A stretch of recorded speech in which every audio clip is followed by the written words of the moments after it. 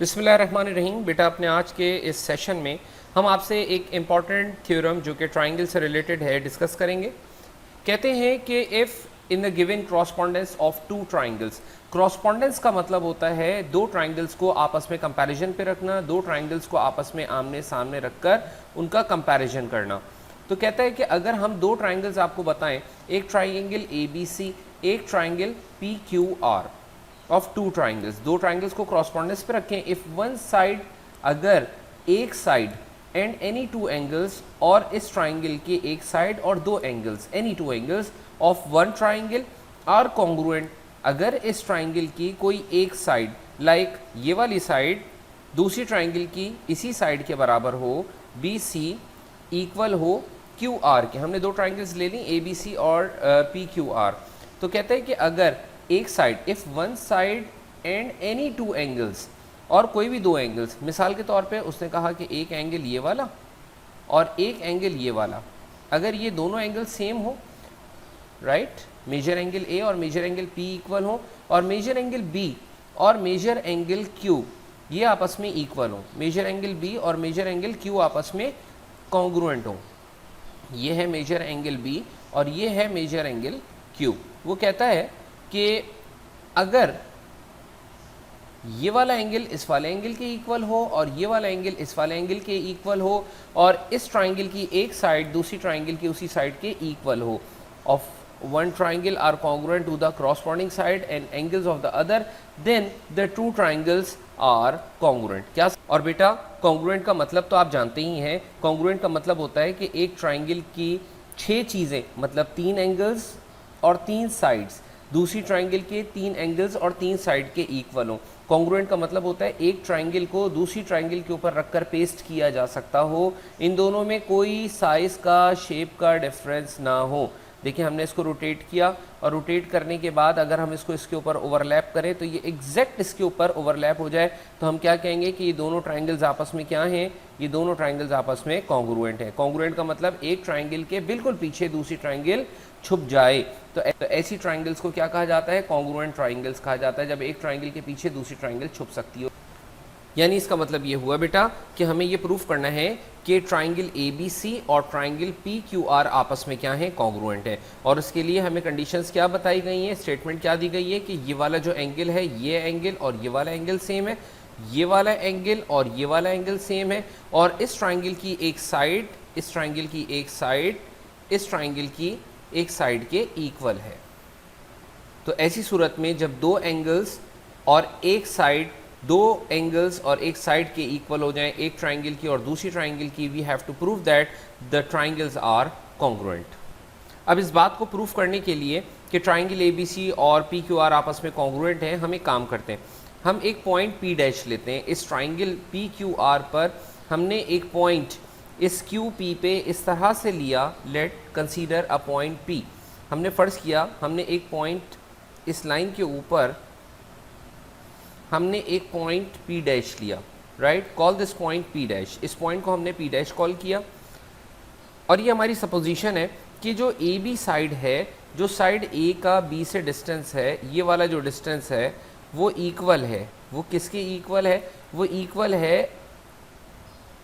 Q P dash के। Let's call this distance P dash Q. तो हम ये सपोज कर रहे हैं कि जो डिस्टेंस ए का बी से है वही डिस्टेंस पी डैश का किससे है, क्यू से है।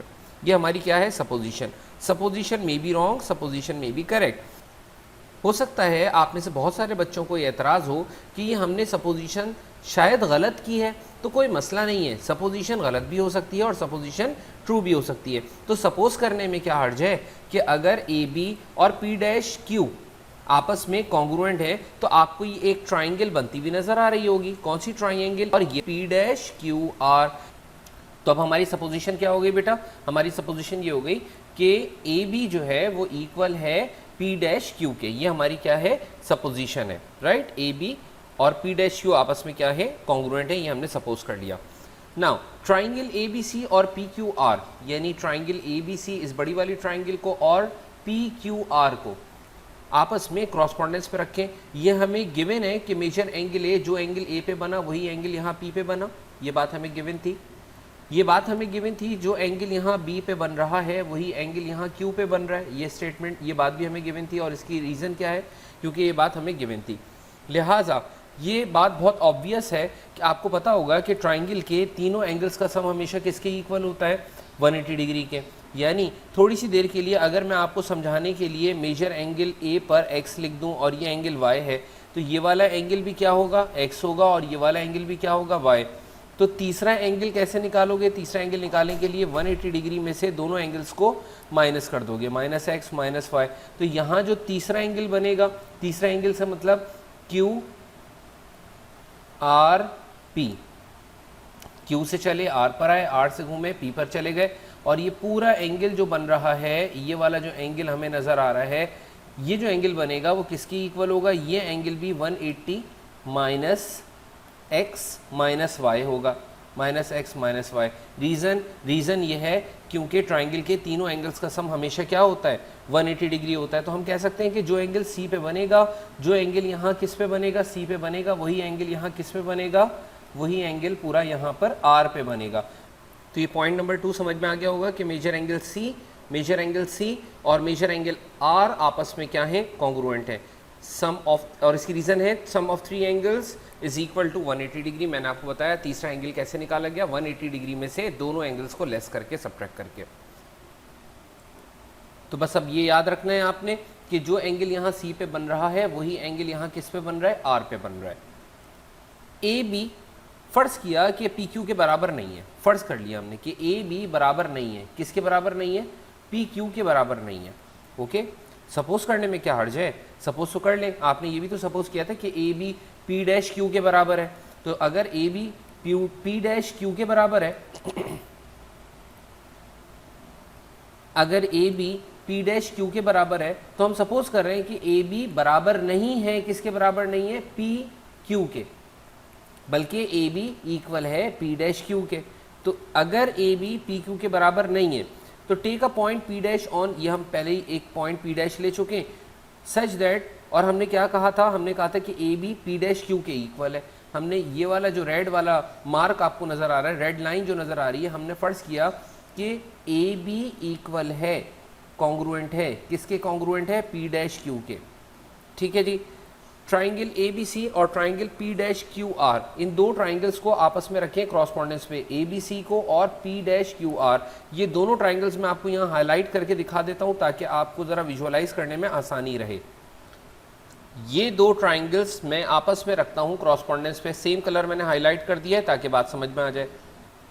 इस ट्राइंगल में देखें और इस ट्राइंगल में देखें, बी सी क्यू आर के बराबर है। बी सी, बी का सी से डिस्टेंस इस ट्राइंगल में क्यू के आर से डिस्टेंस के इक्वल है, बिल्कुल है। क्यों है, क्योंकि ये बात तो हमें सवाल में शुरू में ही बता दी गई थी, ये स्टेटमेंट हमें गिवन थी।